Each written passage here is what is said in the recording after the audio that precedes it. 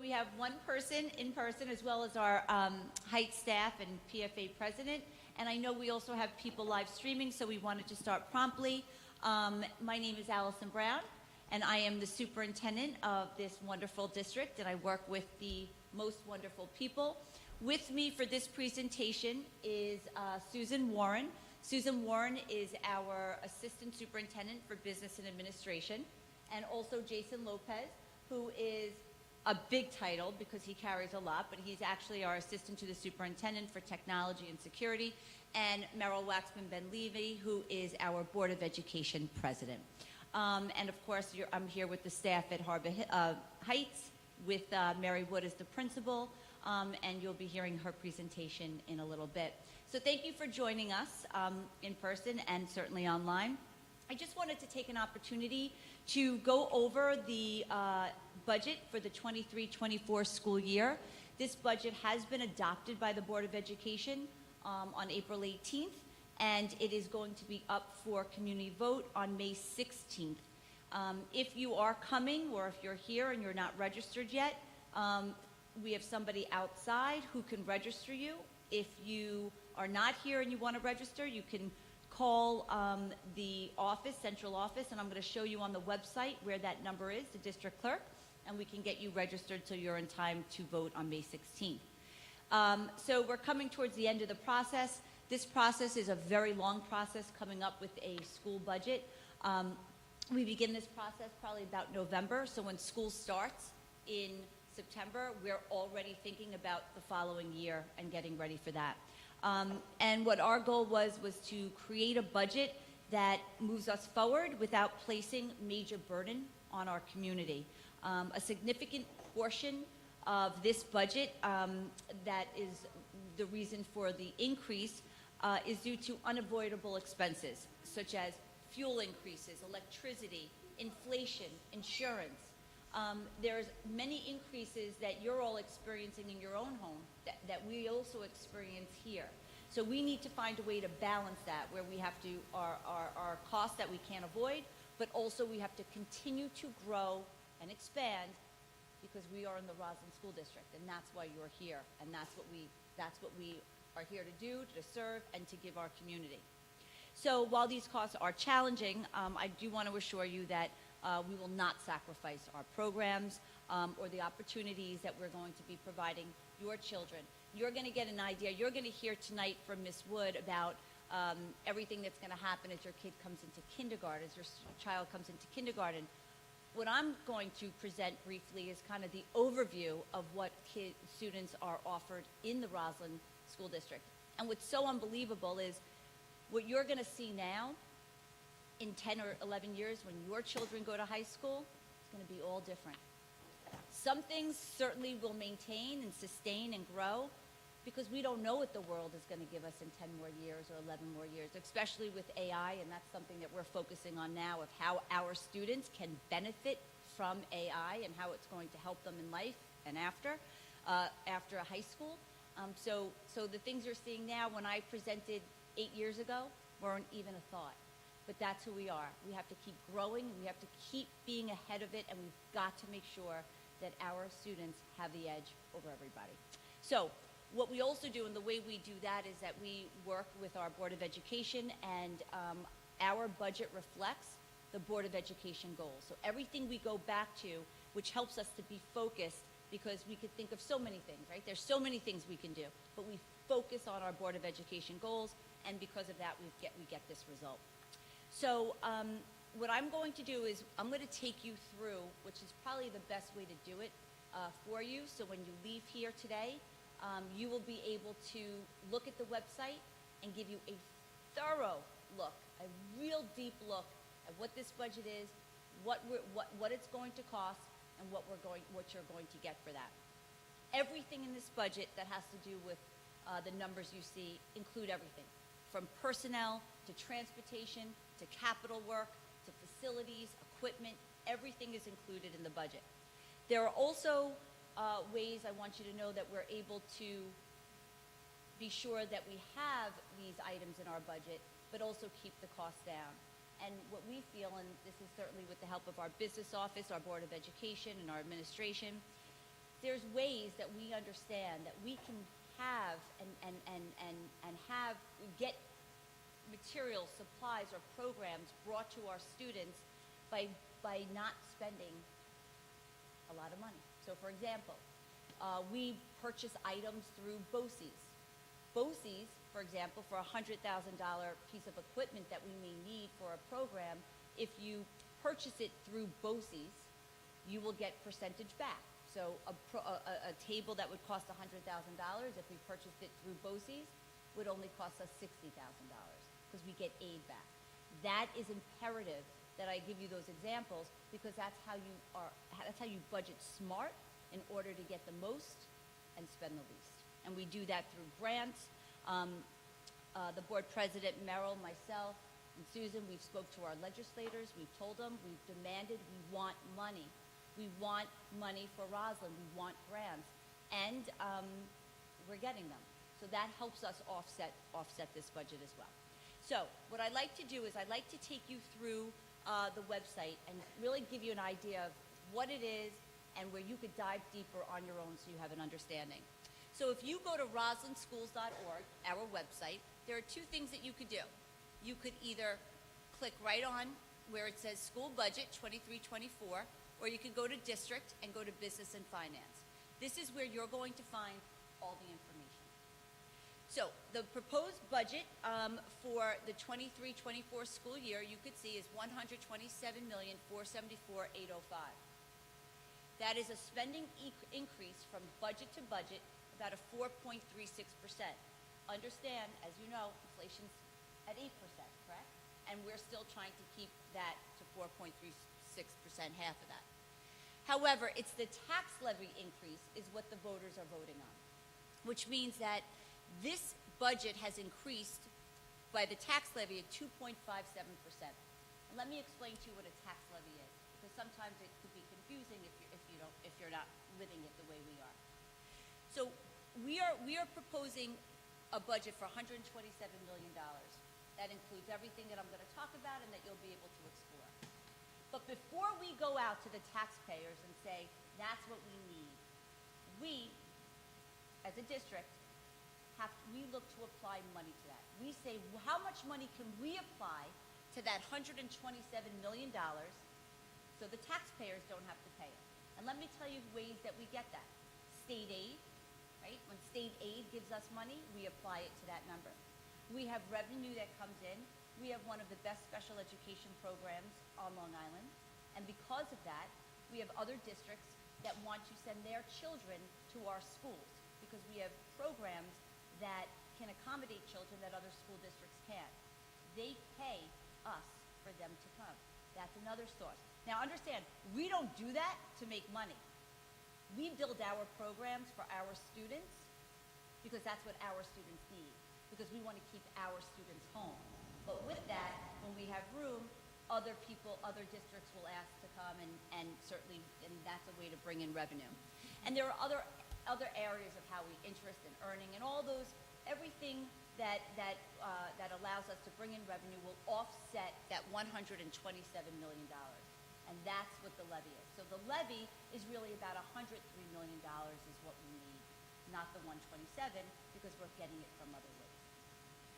So if you see over here, important dates over here is that the school budget is on May 16th. It's from 7 a.m. to 9 p.m. It's at Roslyn High School in the North Gym.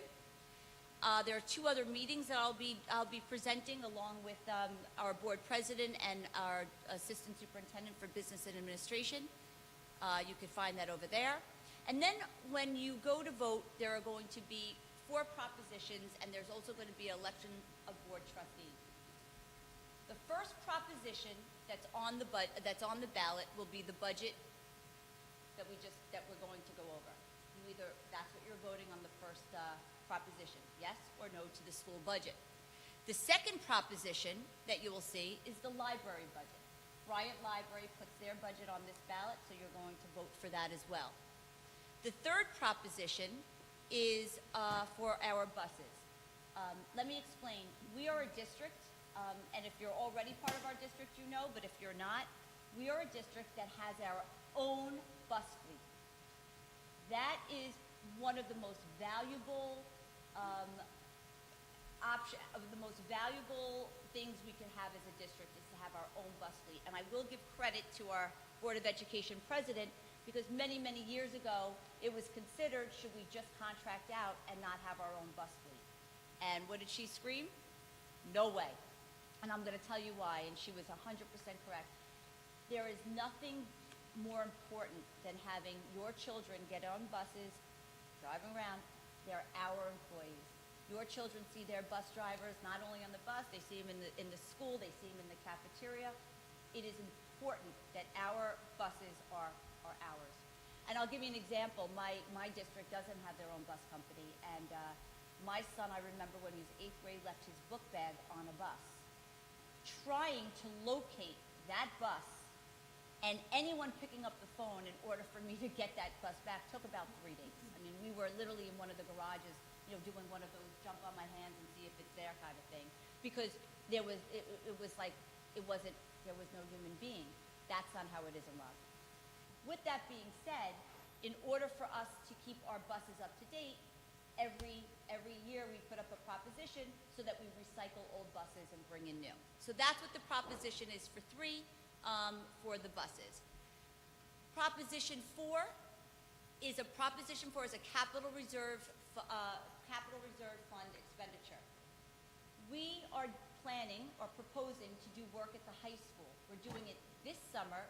We put up a proposition for last year in order to upgrade the field at the high school, the upper field, the track and field, if anyone's been there. That needed to be renovated, and that's what we're doing this summer. We are asking the voters to give us permission.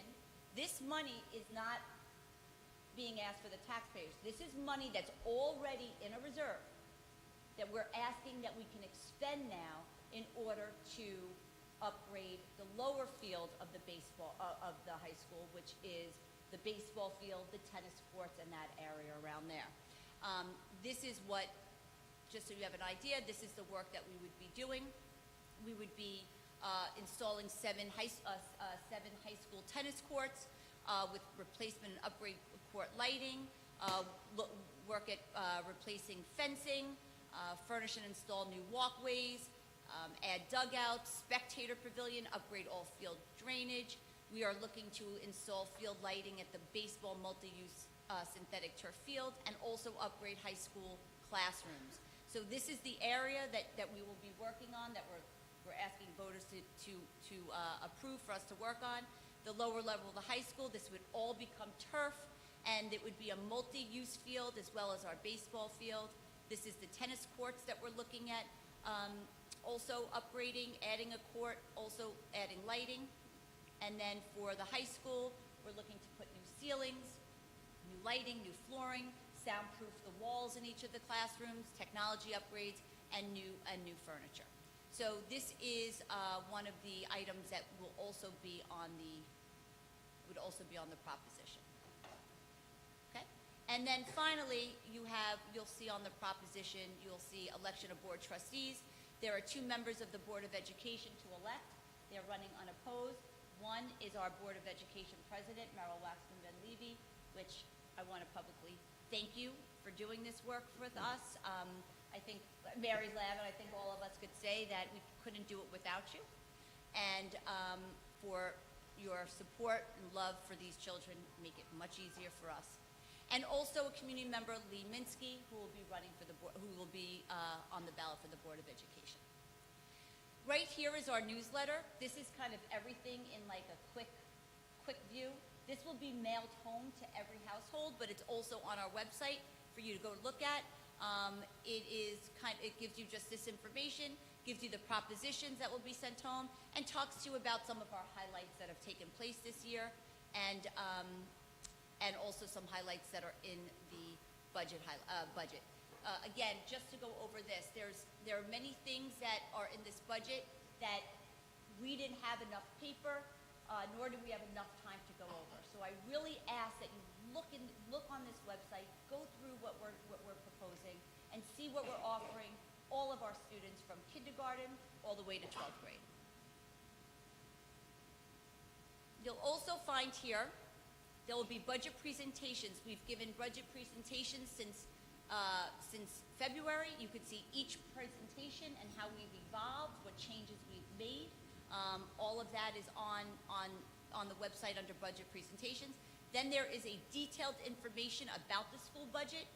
You could see how it's broken down, how money is spent, how sources of revenue. You could also see line by line where we're spending and what we're purchasing, line by line, and this you can find on the website. Again, also we broke it down by pages. You could see the school report card and anything else that you would like to see in detailed information. You'll also be able to, over here, some highlights that we wanted to just share in athletics. Two of the things that we're doing in athletics is that we're offering winter and dance kick line. Here's the great part. It was our students that asked for it. Our students proposed. They wrote to us. They have a team. They asked, and that's typically what we do. Our programs are driven by students' needs and certainly their wants of opportunity. Also, what we're going to do is we're going to have a winter challenger sport. This will allow for our special education students to participate in interscholastic activities and athletics, which at this point, they don't have that opportunity. They will. Curriculum instruction. There are, we're focusing on a multi-tiered explicit grammar instruction. We do that now. We're expanding it. Look, one thing that we believe, no matter what, I know people, say, well, they have computers. Our students need to know grammar. They need to understand how to write, how to read, and how to speak. And we feel that it is important to teach that and and scaffold it in a multi-tiered approach. We're also implementing materials to support the science of reading instruction. This is certainly something that's happening at Heights School starting next year. And although it's already in place, we're starting to expand and develop. We're looking to launch a K-5 civics readiness instruction. We're expanding mock trial. We had a pilot for our elementary students to participate in a mock trial, and now we're going to expand it. We're also bringing in a full-time technology teacher to teach computer science and digital fluency standards. Kids, even at the young age, need to be exposed to that. Our youngest learners need to understand what it's like to have a phone and what the responsibility is to keep them safe as well as computer science standards as well. We're also implementing a typing program. All of the exams, and you don't have to worry about that now, but for now, all of our exams, the ELA, the math, the SAT, the ACT, it's all going to be online. It's all timed. We have to make sure that our students are prepared and that typing is not going to slow them down. So we're going to bring an age-appropriate typing program to them so they can start doing that. We also, as always, are going to maintain class sizes in order for quality education. Please know that kindergarten class sizes, every kindergarten class has a full-time teacher assistant, which you typically don't find in many school districts, but here it's a full-time teacher and a full-time teacher assistant, even when we're within with the guidelines of enrollment. We're also at the middle school. We're introducing a digital blogging club, hosting Career Day, expanding the Roslyn Buddy program. We're offering executive functioning training for the middle school students. Very important that we've learned that students really are having trouble organizing themselves, and if we don't help them at that age, it will just become harder for them as they get older. So we're offering that at the middle school. In the high school, there are really exciting things. We are going to launch a media broadcasting production course and a power of the podcast to the art of modern storytelling. That's something new that we're bringing in. In order for us to do that, we are looking at redesigning a room that has the technology that will allow our kids to really flourish in those classes. We also have, let's see if I could just go back.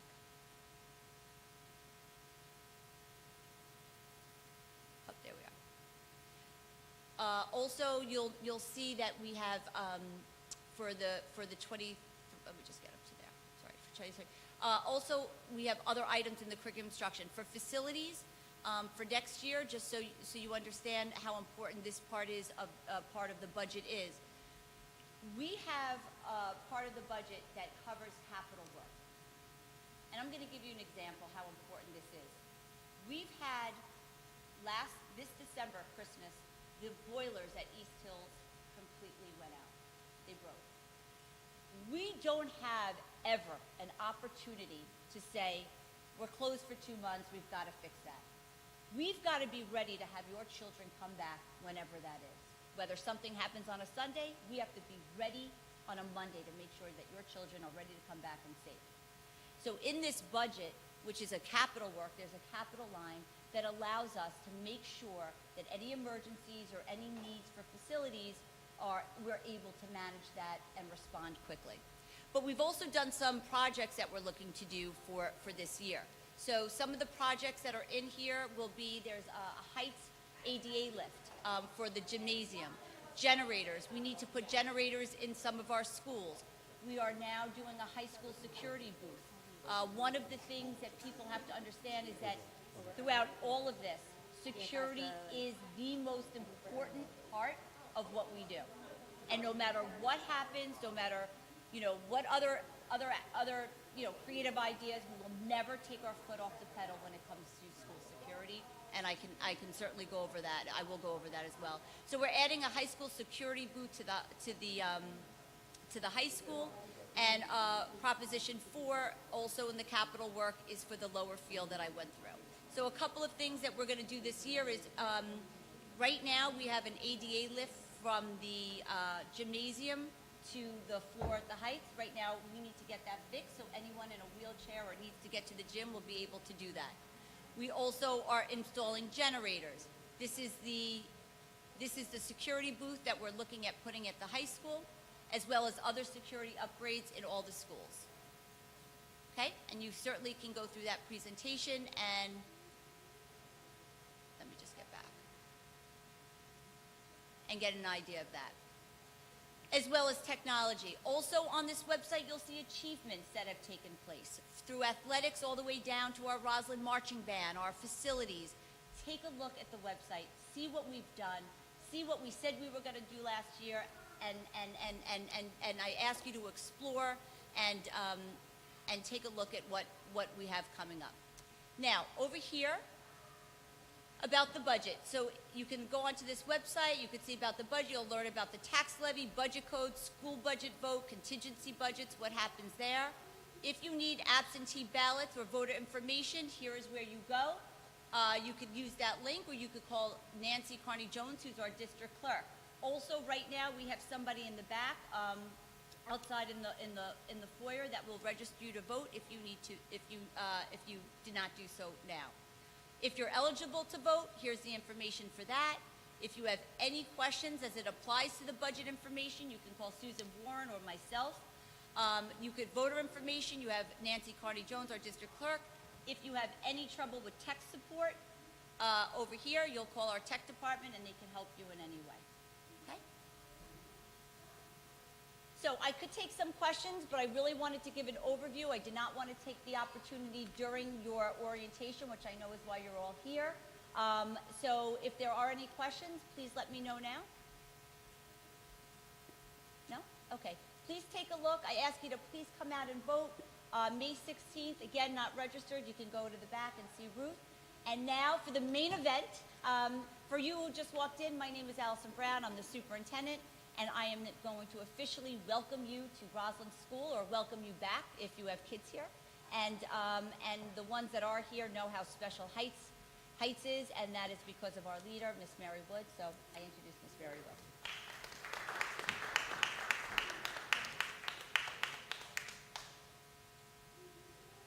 All right, we still have a few minutes, so I'm going to just give us a few minutes, and then we'll get started around 7 o'clock.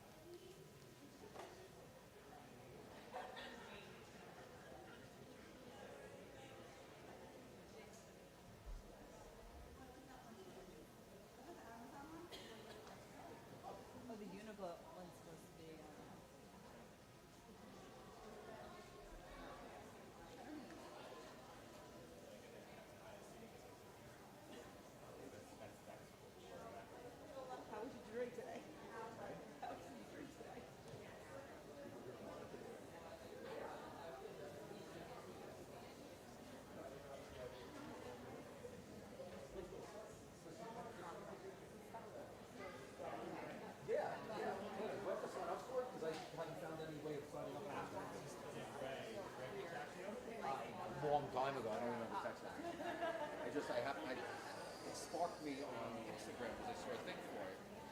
And then, Jarvis.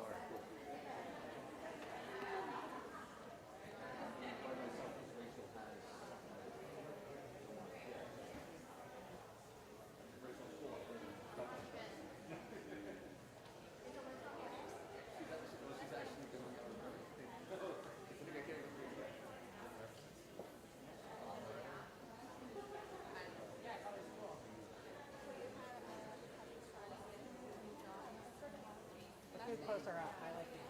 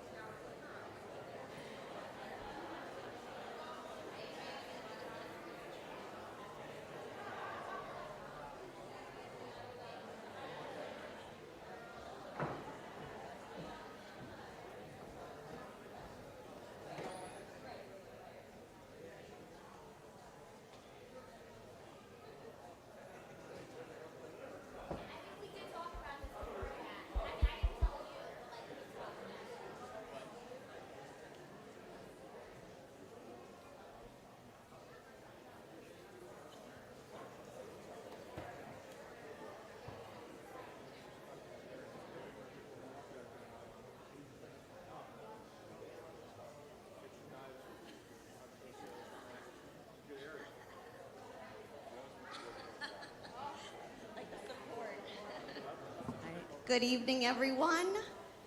We're going to get started. I know we have a lot of people online as well. Thank you for coming. I'm Mary Wood. If I haven't met you at our screenings, I'm the principal here at Heights. Before we begin, I just wanted to introduce to you our President of the Board of Education, Ms. Merrill Waxman-Benlevy.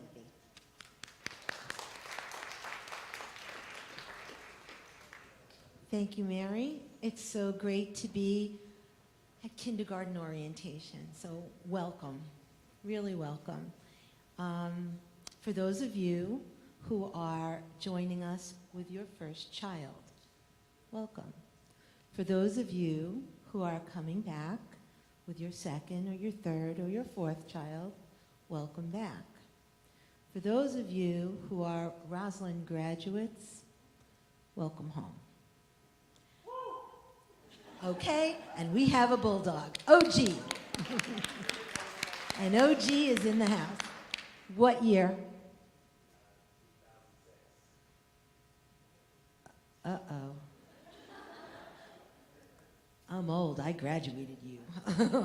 I'm still here. Yeah, my hair was a little different and I weighed a little more, but yes, I have been on your school board since 2005, and 2006 was my first year on the school board with a graduating class. So welcome back, welcome home.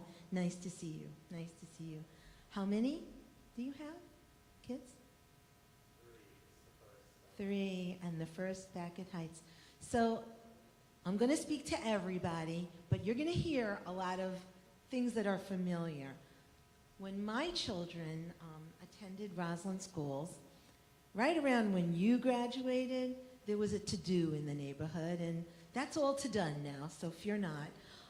But I promised myself and our community that everything that I loved for my kids would still be here for your kids and forever. And all the things that maybe were not so wonderful, we'd fix that. And we have done the lion's share of that as well. Not to mention a boatload of innovating and forward-thinking and visionary stuff that you only usually get to dream about, but in this role, we actually got to build it.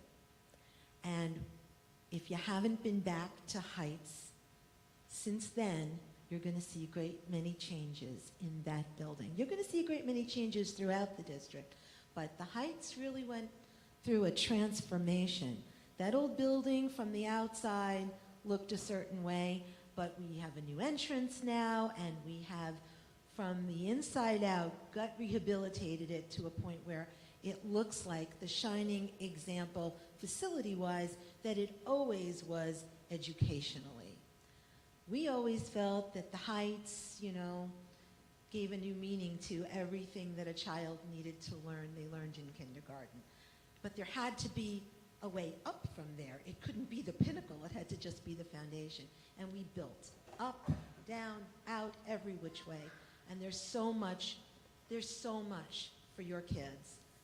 There's just so much. There is so much that we've given our children. And, you missed Allison Brown, our superintendent, was here doing our budget presentation for the budget that we will all be voting on May 16th. And I will tell you that she highlighted the changes that are highlighted in this year's budget. But that's just a broad overview of the changes, the new things that are in the budget. But the budget also includes all the things that were new last year and the year before, and all the upgrades and improvements that were brought to the community then.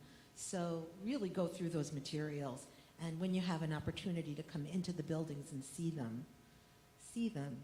In fact, tonight I'm going to reiterate, if you are registered to vote, vote on May 16th, or ask for your absentee ballot if you're going to be out of town or unavailable.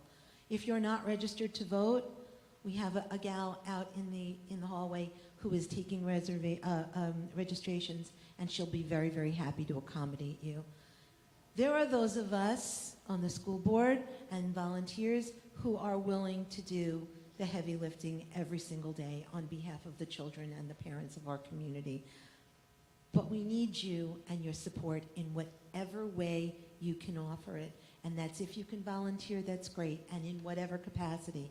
And if you can't, just vote. Just vote. And speak for your support in that way. It's very, very important. It's the most important thing you could do for your kids and for our community. Having said that, I want to say there are so many opportunities that our schools give us as community members and as parents and as grandparents and as siblings and aunts and uncles to be involved with our children and our children's education. Take every opportunity. Squander not a minute. It goes really, really quickly. When I sat where you're sitting, I was told, welcome parents of the class of 2014. My oldest son graduated in the class of 2014. My daughter was the class of 2016. And I thought, oh, they're so little. I'm so busy. There's so much. It went like that. I was real busy, and they were real busy growing up. Get involved, be involved, cherish every moment. Even when you're tired and you can't listen anymore, listen anyway. Sing the song for the 115th time. You know the words by heart. You sing it in your sleep. Whatever it is, do it. Take a lot of pictures. And when you think you can't click that camera one more time, take another one.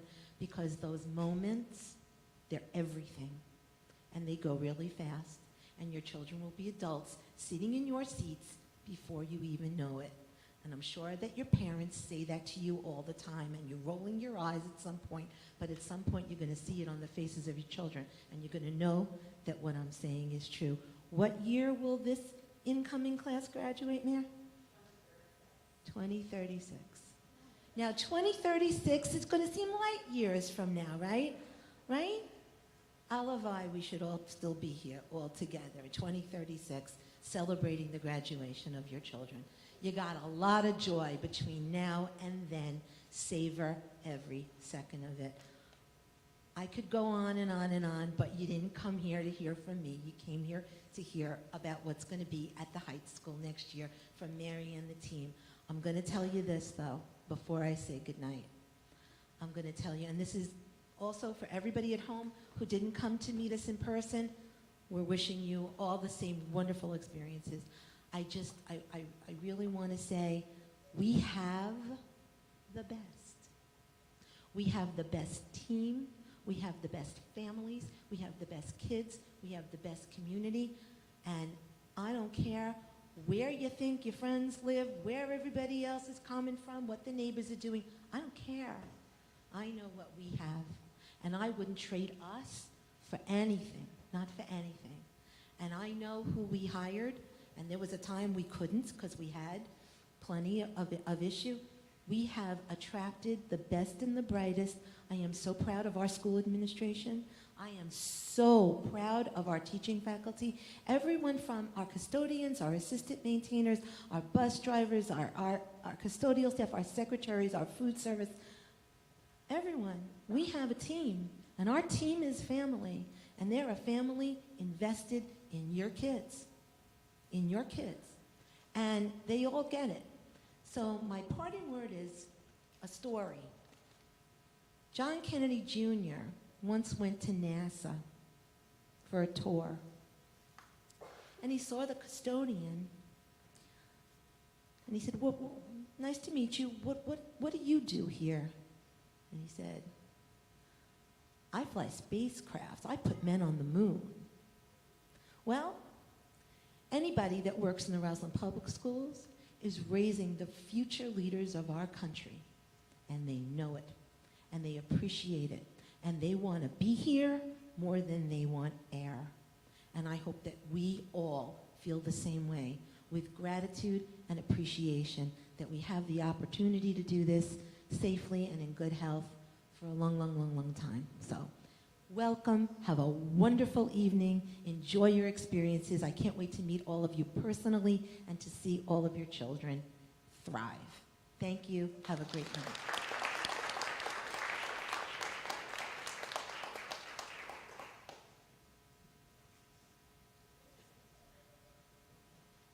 All right. Thank Thank you so much, Meryl, for your support for so many years. We really, really appreciate everything.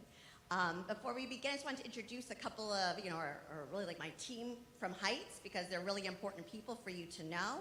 I'm going to begin with Ms. Handler. She is our E&L teacher, which means English as a new language, and is here to translate for anybody who needs Spanish.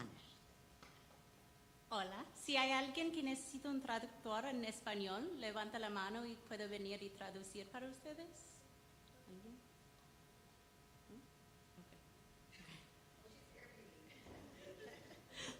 Good. We also have our wonderful support staff. We have Miss Tanya Fernandez, who is our school social worker. We have Dr. Jillian Brass, who is our school psychologist. We have Ms. Jessica Buscemi, who is one of our administrative assistants. And the face behind all the emails that you get and will be getting is Ms. Gina Pollock. So many people say Heights is such a special place, and it is. It's really because not only do we have the best clientele who want to give us love every single day, but we also have a team of staff who know early childhood.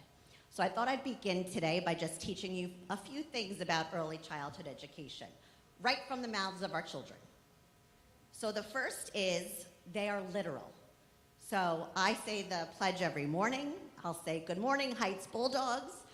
And a staff member heard a child say, "I don't know why she calls us bulldogs. You know, we're kids." They're also great problem solvers.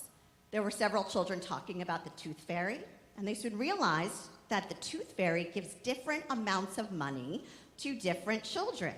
But one of them solved the problem, and they said, "You know what? I think that she just gives the money that's in her wallet that night." And that makes sense, right? The third thing about children this age is they want to include everyone. They want to be included. So we have children who are in some of our special education classes who do pop in and work with our general ed classes. So we had a child who has autism and goes into one of the kindergarten classrooms for centers and to really kind of get to know the kids. And she was absent that day. But the kids look at, they're doing centers, they're doing activities, and they go, "Where is she? Where is she?" And they said to their teacher, "You need to call her down. We need to have her. We're starting our centers." And it just shows you how much they love everybody and want to help everybody as well. And lastly, they want to learn. The other day, in front of a teacher, a child read a sentence for the first time. And she goes, "Did I just read that? Is that reading?" And it just, warms the hearts of our teachers who are trying so hard to help our kids. So those are just things that we know about our kids and recognize and celebrate as well. So let's get started. For the beginning part, I'm going to go over is curriculum. In your pamphlet that you've got, I didn't list all the standards on my flyers, so that way, as I go through it, you could see exactly what they will be learning. If you need more, we have some up front.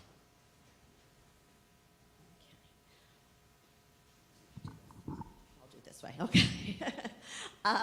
So our curriculum, it's developmentally appropriate program.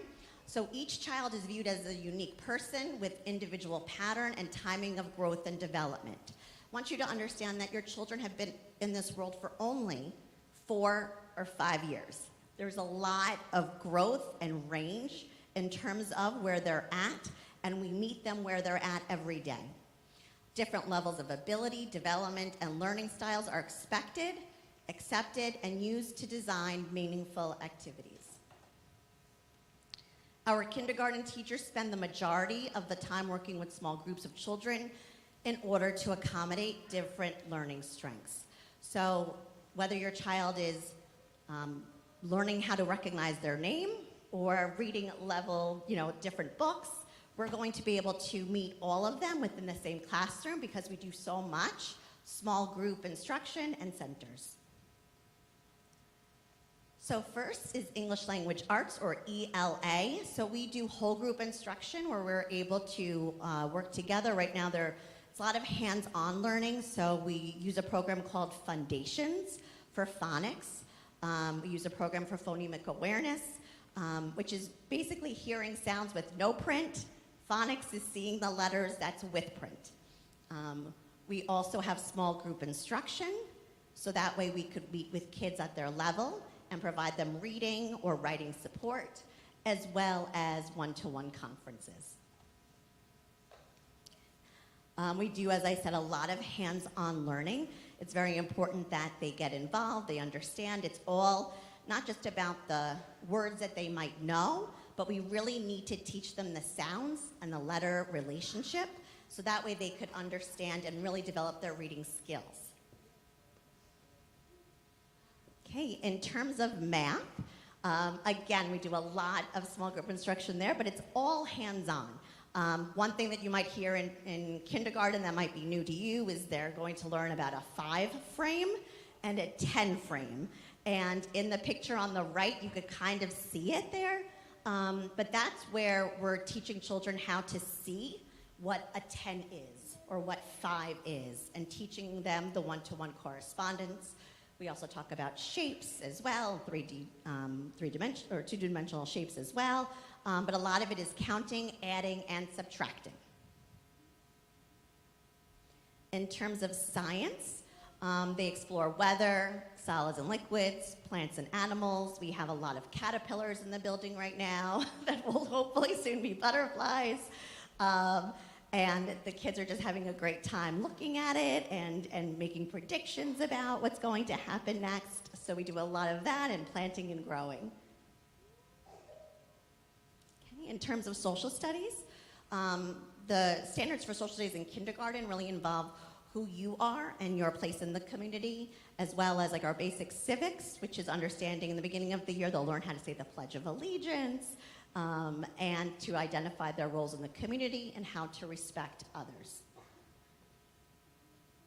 Okay, social emotional is a big part of kindergarten. Everything we do, especially like September, October, we're not sending home books to start reading in September, October. We want them to feel that they are part of a class community and a school community. A lot of their lessons in the beginning of the year are just teaching them who is in their classroom and what's their name. And that is a big part. On the picture on the right shows them playing like the good old game of, who stole the cookie from the cookie jar, and pulling a name out so that way they could learn it and become a real community together. We also have our second step program, and this is amazing. Ms. Fernandez, our social worker, goes into every kindergarten and first grade class and does lessons with the kids on social emotional development, on regulation. I was just saying that I went into a classroom the other day and a child was like, look what I did.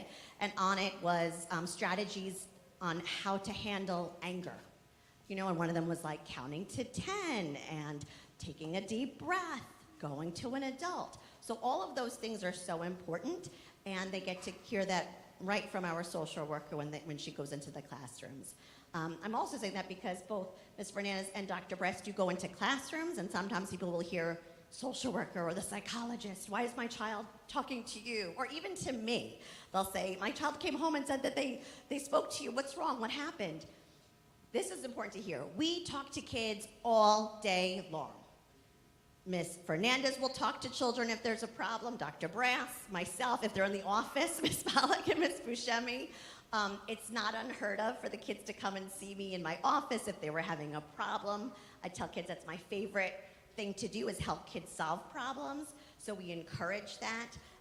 And our social worker is there to really just help a lot of times at lunch and recess. It's perfect. I'll never move her office. It's right next to the cafeteria. So I don't think she gets any peace because she hears a little something and is like, what's going on? And helping them out. And Dr. Brez often has different groups or sees kids individually or in a small group, as well as going into classrooms. And is also there for all of my arrivals and dismissals. And if ever I need anything, she's there. But we also do our second step program, as I said. We do books of the month. We want to teach emotional regulation as a big piece, a growth mindset as well. Okay. We do a lot of school-wide community events. One thing to look forward to is our gingerbread houses. So you'll come in and it's like good old-fashioned. You're making a gingerbread house with a milk carton. But it's the best day and the kids love it.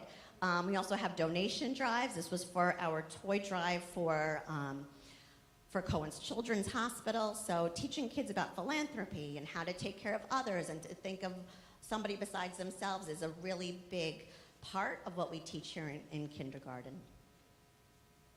We also have a wonderful, PFA program where we have a lot of parents who are part of it, and this was our multicultural committee, and they came in and presented about, we had Argentina, China, United Kingdom, and Canada. And if any of you for next year have, your backgrounds from another country, we would love to have you present. It's the kids' favorite thing and the teacher's favorite thing as well, because it's all about learning about a different culture. Also, we have fun. So this is 80s Day. One of those plus from COVID. So we were just so happy to still be in school on the 80th day and not closed that we were like, we got to celebrate. And what's better than wearing 80s outfits? So we'll see that. We have a lot of fun things that happen at Heights. Your children will go to physical education twice a week with our phys ed teachers. They'll go to library 1 time per week, music 1 time per week, and STEAM. So this is where we're teaching technology, engineering, science, art, and math, and the kids will also have that experience as well. Okay, here's some field trips that we have in kindergarten. We have the pumpkin patch, the library trip, and this year we're going back to the Queen Zoo for the first time in 4 years. So we're really excited about that. So that's a big one. That's the one that all parents are invited to. So either if you could come or a relative or somebody for your child, that's amazing. And we're excited to have that for the first time. Okay? Well, first time in a while, I'll say that. Okay, so I wanted to show you all about our curriculum and how we're able to meet the needs of all kids in one class. So now I'm going to talk to you about the class makeup. As many of you are coming from different preschools that might have been more private or just kids with one need or another. So this is what our school looks like. All classes have 1 kindergarten general education teacher and 1 full-time teaching assistant. We have currently 10 kindergarten classes. We also have, I didn't put that up there, but most of our classes range between 20, 22. There are 2 self-contained special education classes of students who also we call mainstream during the day. So they may come into a class for their specials, for lunch, for special activity. So they're part of those classes as well.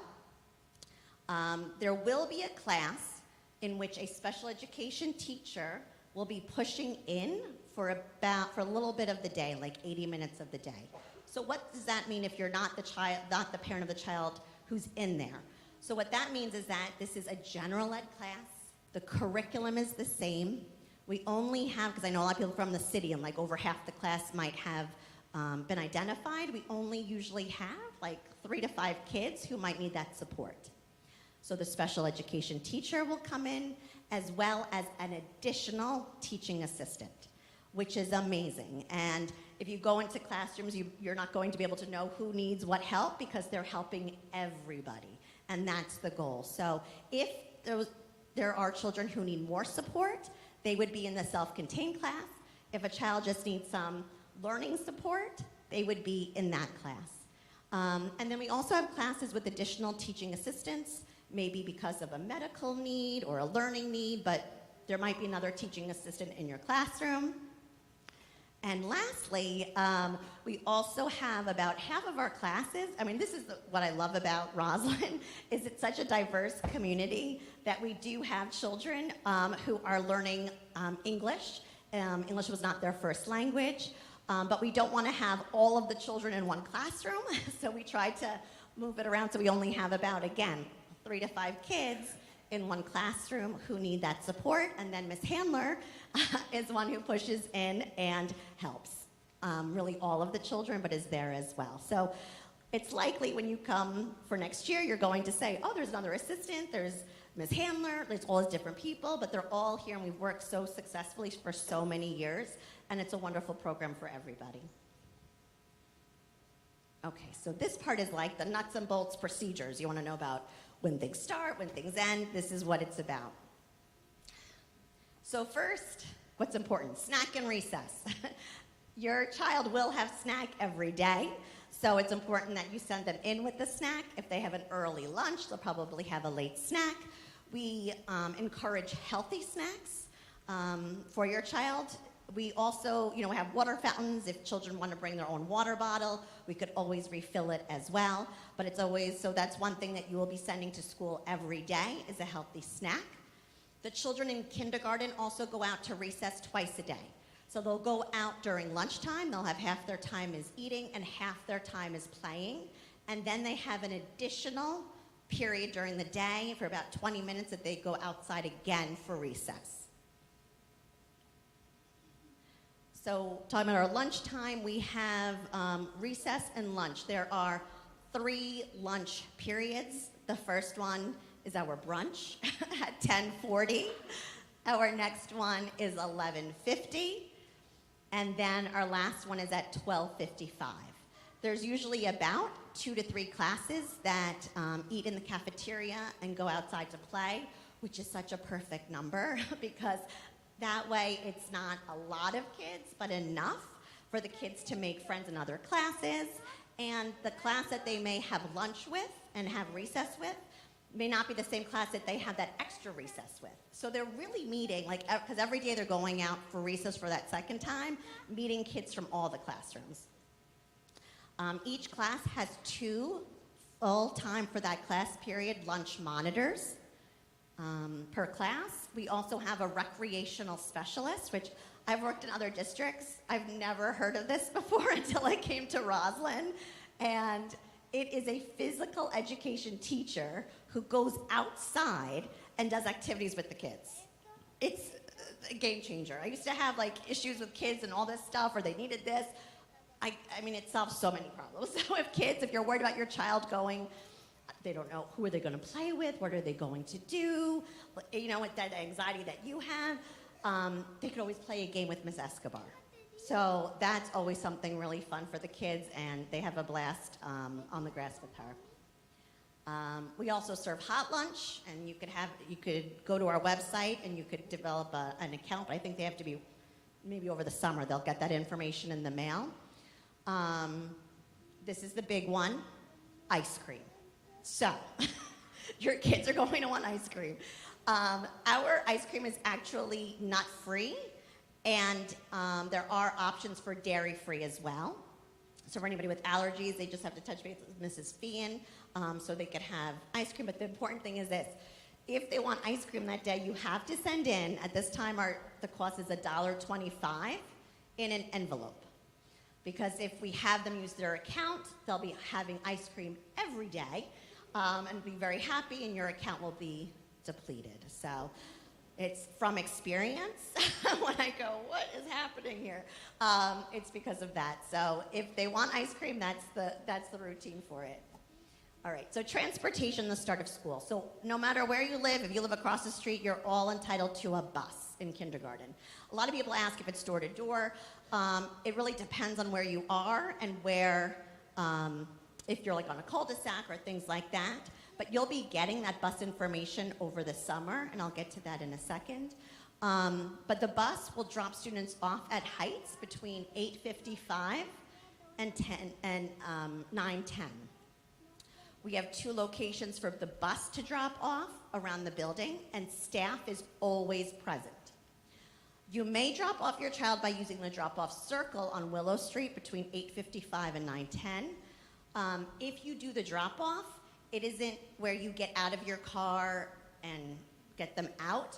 If you want to spend more time, you could just park and then walk them up, and that's on the circle on Willow Street. And I have a video of one of our kindergartners demonstrating how well he could do this.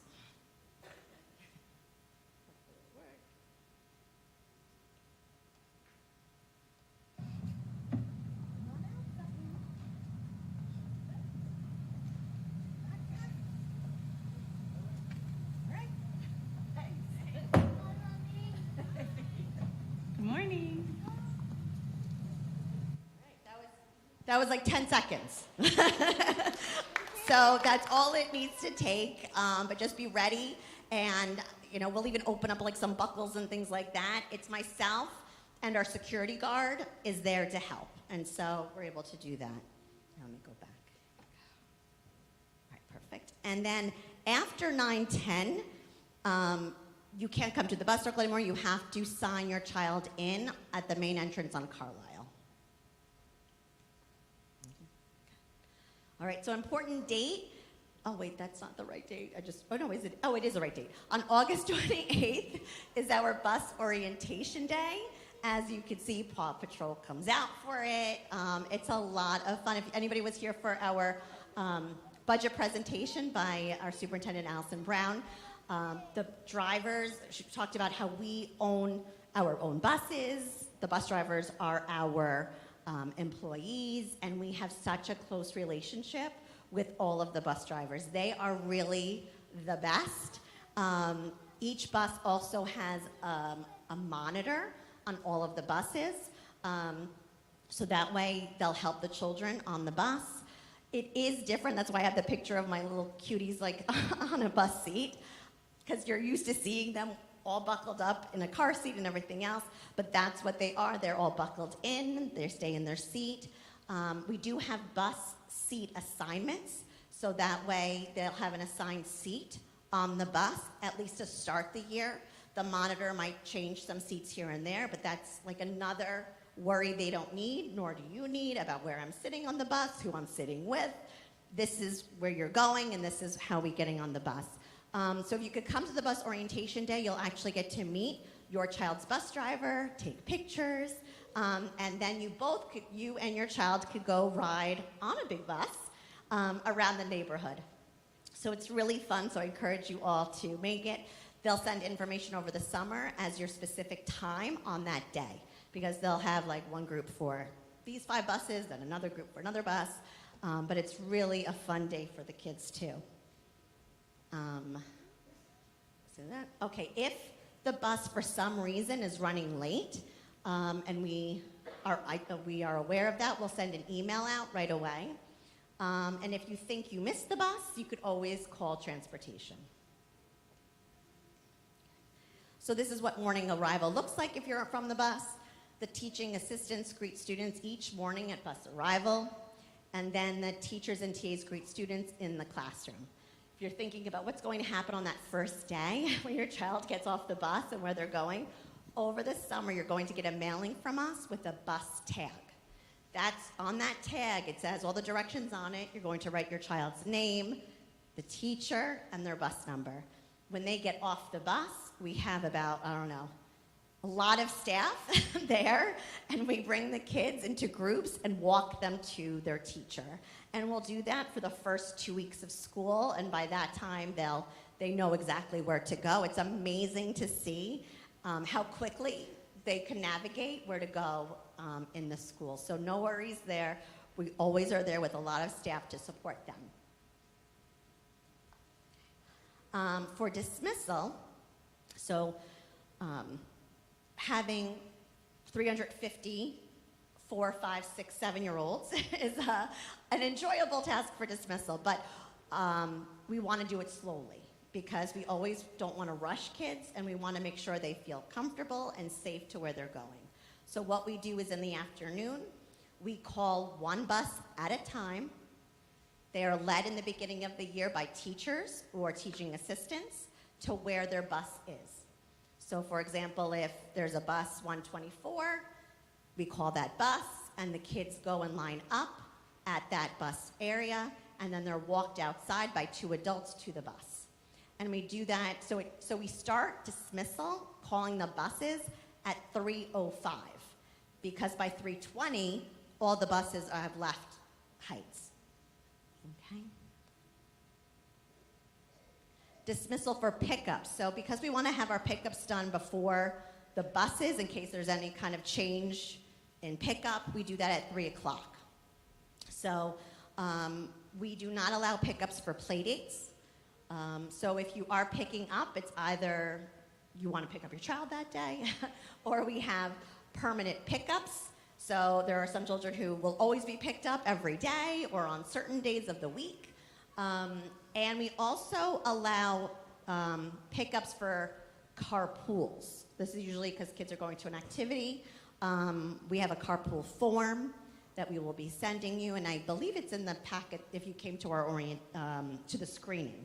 So we have a carpool form, and that is allowed for pickups. Our preferred method of communication is going to be either a note in the backpack, or something really exciting is we're actually going to be starting an app next year. So if you need to pick up your child, you don't need to write a note. You just click it on the app, you'll see your child's dismissal, and you just change it, and then we get it. Right now at our school, we are using it, but not by the parents telling us, but we're getting used to the format so the teachers know to go on their either on the computer or on their phone, because they have the app, to see all of the dismissal changes, and then that way we all know what's going on. But this really helps you from really being prepared as to where you need to go. Do I send a note? Do I email? Just go onto the app, and you'll get that. The one thing, you'll see it in the email, but when we send that to you, this is the only trick. The code is only active for 24 hours? For 24 hours. So if you see it comes up and you have to set it up and you don't set it up, you'll just need to call the office and we'll resend it. It's not a big deal, but just so you know, when you get it, try to at least set it up at that moment, and if not, just call the school and we'll resend it to you, no problem. But it's called Pickup Patrol, or we kind of call it Paw Patrol, but all right, security is our top priority. There's so many things in this world, and we always want to know what we could do to keep your children safe. And we are very serious about it. Anytime, God forbid, we hear these stories, we always talk about, is there something that we need to change in our procedures, because we want to make sure your children are safe every day. At our school, all of the doors are locked at all times, and if somebody is coming to the school, we know about it ahead of time. So even if you're saying, oh, you know what, I'm just going to stop by the school and drop off the lunch, we need to know that you're coming. And then we have, let me go to my next slide, a lot of you have come to the meet and greet or the screenings. We get your license, that other door is locked. You cannot go in until we clear you, and then you come into the building. So we do make sure that we keep everybody safe at all times there. Our visitor protocols, as I was saying, we need an appointment, you get a visitor ID badge, and then we also have security cameras throughout the building and outside the building as well.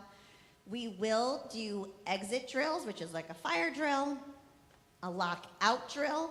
This is when there's something dangerous outside the building. So say we know of a car accident, down the road, or, God forbid this happened before, like a burglary down in Mineola. They'll let us know, and then at that point, everybody stays in the building, and we don't go outside. We bring the children inside. Lockdown drills are, of course, the thing that we never want to happen, but we have to practice it. This is when there's danger inside the building. So we teach our children, we don't tell them exactly what we know as an adult what that means. We usually just tell them that there's something dangerous that's in the building, maybe even like a squirrel came in, or something light like that, but that we have to be very quiet, and we have to not say a word, and we have to sit still. And each classroom, we practice those drills. When we practice them, we have Nassau County Police comes to observe it, to make sure that everything's the way that they think would be good for us. And it also allows them to see our building, the inside. They really know our buildings, district-wide. They know exactly where different rooms are. And so it really keeps us as safe as possible. But we have a very good collaboration with Nassau County, and all of our security guards in the district are retired law enforcement. So that's important. I know it's a very heavy topic, but I know that's a concern for everyone. It's a concern for me when my kids go to school. I have a middle schooler and a high schooler, so I'm always like, all right, you know, and wanting to make sure that everything goes okay. Okay. So, other important information. Class assignments. So your child's class, their teacher assignments go out in late August. It's usually around like August 19th, 20th, 18th, around there. You will be able to access it by a portal. Over the summer, you're going to get a physical mail, because I know we always look at emails. You're actually going to get an envelope in the mail that gives you your student ID and a way to start your portal account. It also explains that if you already have a child in the portal, how to add another child. And that way, as soon as you get that information, set up your portal. Because if you call the school because you want to know your child's placement, we cannot give it to you. So you have to do the portal. I know it's hard, but if you could imagine, if everybody did that in all of the schools, there's no way that we would get it to everybody's phone. So we really want, and it's a way for us to make sure that you know how to use your portal. So be sure to set up the portal, and that way you get to see your class placement. Meet and greet, so the students will get to meet their teacher and visit the classroom before school begins, which will be August 30th and 31st. Over the summer, you'll also get that information as to the time and day for that visit. You will get a lot. You'll get a letter from the child's teacher, and then I send something to each child as well. So look for that mailing as well. Let me see. Okay, actually, before I say this thing, there's one more other thing that we're going to email you about. I wanted to meet with you today first.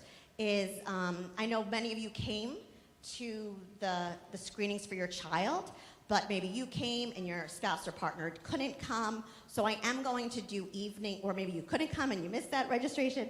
I'm going to do evening tours on Monday, May, is it 15th? I gotta get my calendar. Let me tell you. We were changing it a couple of times, but I just, I love our school. You're going to love it, and I love showing everybody it. So I love being the tour guide. So on Monday, May 15th, I'm going to send out a Sign Up Genius. Thank you, PFA, for setting that up for us. And that way you have the opportunity to, it'll be like a quick 15-minute tour just so you could see the school. Speaking of our PFA, I wanted to introduce you to our PFA co-presidents. We have, come on up, Mindy Silver and Mrs. Frank. Hi, I'm Mindy Silver and Beth Frank. We're some of the co-presidents for the PFA for next year. First, just want to welcome everybody to Heights School. It really is such a special place. The PFA works very closely with Heights staff on so many different activities. We work together on things like the carnival and Parents' Night Out and Book Fair and Picture Day and Staff Appreciation Week, which is happening right now, and bingo nights and first grade math nights. So there's a lot of things the PFA does with the school, and we encourage all parents to get involved, sign up for committees, and we just encourage you to be part of the PFA in any way that you can. You'll be hearing from us a lot also. A lot of communication will be coming from the PFA. And I just want to encourage everyone, in the little pamphlets you got, there's a QR code in there. That is for Future Fund. That is how the PFA communicates with parents. That's how you'll find out about things like dress-up days and book fair. So highly recommend signing up, going online, registering your student, and you'll be hearing from us. And there are also board positions open within the PFA, so if anyone is interested, please, you can come talk to me or to Beth, or you can email heightspfa@gmail. And that's what I got for you. Yeah, I really encourage you to get involved on any committee or volunteer in any way. For my children, I signed up for the Health and Safety Committee because in Roslyn it's after school and it's like we just talk and it's nice and easy. But then instead I found out that I'm running the whole school fun run, where it's like a big event. But the letter gets sent home and in the backpacks and everything, and my kids saw my name on it. Like if there was any questions, and my kids were just so excited that I was part of something. So whatever you could do, just a little bit, they love the fact that you're part of their school, and they love seeing you there. Even if it's something, for one event or something that you could volunteer for, it's just a great thing to show your children that there is this connection between you and them and the school. Okay? So as I said, Heights is a place where students explore the world around them and develop a love of learning that will last a lifetime. And we welcome you and your children on this wonderful adventure. I just want to take some questions, because I'm sure there's some questions that you may have about Heights or about, just anything that you have regarding our programs, or it could be transportation, anything. Yes?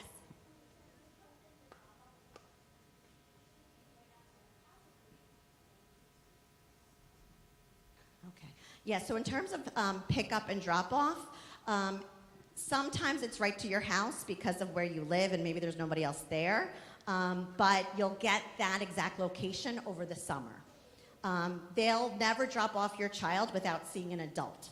So if you're not there, because this could come up too, if you're not there, our bus drivers are so good, because they'll leave, but then they'll come back around to see if you're still there, which they don't have to do, but many of them do. And at that point, if nobody is there, they call the school, so that way we know, and then they bring the child back to us. And then you would just have to pick up your child at Heights. If you're running late home and you're not sure if you're going to make the bus, call us, because sometimes we call the bus, we call the monitor, and they'll say, okay, we'll just wait a few minutes and then we'll bring them back.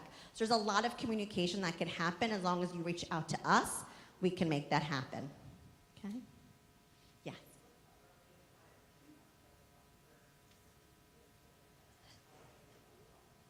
Oh, so, right, because if you get on your bus at like 3:07, you could be home by 3:20. It depends on where you live. A lot of our, friends over at like Flower Hill or like in the deep Harbor Hill area may take about 30 minutes, 35 minutes. The ones closer, not so much. But yeah, it's like you're gonna have, when you get the thing in the mail, it'll say like sometimes like a pickup at 8:25. So it'll say, but be there like 5 minutes beforehand, so that way you're ready if they're early or they're late. The beginning of the year, they're going to be late. I'm just gonna tell you. They will be late, and it's going to be 9, 10, and you still don't have your child picked up yet sometimes. Not to scare you that I'm saying that, but because they will come around and they will come to school. A lot of times, and this is where I need your help, is that we just need to get them on the bus and go. I know a lot of people like take pictures and do all that stuff. Do that at the bus orientation day, because if everybody's taking a picture on the first day, just add 3 minutes to every kid on that bus, and you can see that they're not here until lunchtime. So we got to move it along and get them in. And then in the afternoon, it does take a little bit longer in the beginning because we want to make sure our children are safe and we get them to your home safely. So if it's a little bit more time in the beginning of the year, it's only to keep your kids safe. Okay. Yes?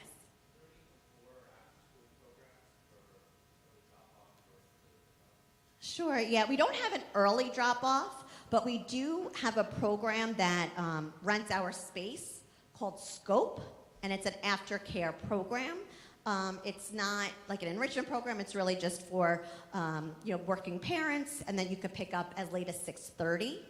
And if you have older children at East Hills or Harbor Hill, they're all bused to Heights, which is great because our kids don't have to go somewhere else. Those kids come to us. We haven't sent that information out yet, but will be, because it's a lot of people want it, and we're trying to expand it. So once you see the email about it, if you need it, make sure you can get on a waiting list, and so we want to make sure that you get on there. The JCC also offers programs, like if you want an enrichment program, and they do have a bus that transports the kids from us to the JCC on those days. So if you're interested in any of those enrichments, they have them there as well. Yes, Tam. Right, yes, it's not a free program. Either one, both the aftercare program and the JCC program are not free. They all come at a cost.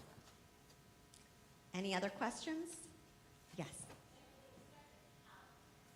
Oh, a district calendar. Well, right now, you could go onto the Roslyn website and get the calendar in brief. Oh, that comes out, when did we get the calendar? Usually August. Yeah, late August. Yeah, if you want the brief one, you could, go online and you could see it, which is basically the calendar brief is just like the months and the days that we have off. Okay. Yeah. Mm-hmm.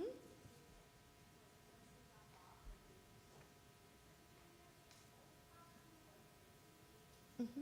Sure. So children can purchase breakfast. If they do, what they do is they come to school, they go to their classroom, they, unpack, they give their lunch orders, and they go down immediately to the cafeteria.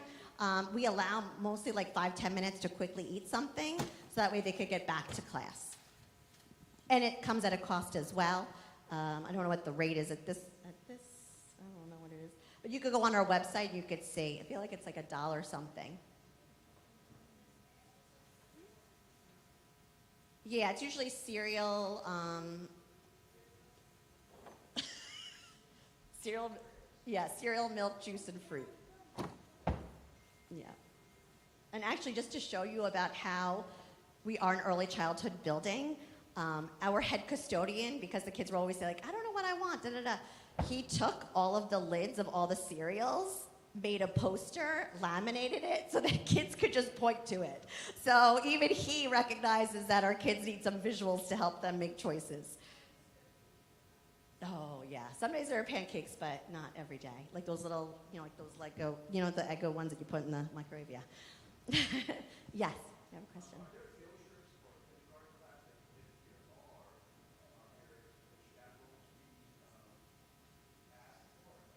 Yeah, so our pumpkin field trip, we usually ask, I think, about 4 parents to come on that one.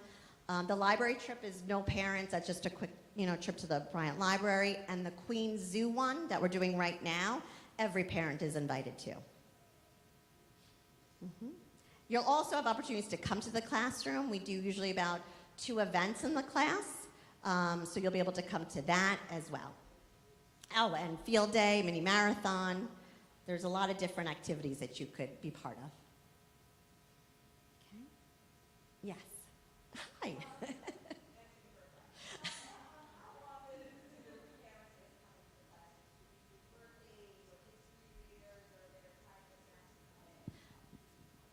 Yeah, absolutely. So they'll come in for like those usually 2 big events, the gingerbread houses, a class event usually mid-year, another class event at the end of the year. The birthdays we had where they were coming in, then we went to Zoom, so now they're coming in more. So they will be able to get a chance for you to come into the classrooms, absolutely. Any other questions? Okay. Well, I'm going to leave you this one thing before we go. Many times people are like, what do I need to do to get my child ready for kindergarten? We're going to take them the best, who they are and what you bring, and we're excited for it. But these are 4 things that you could do.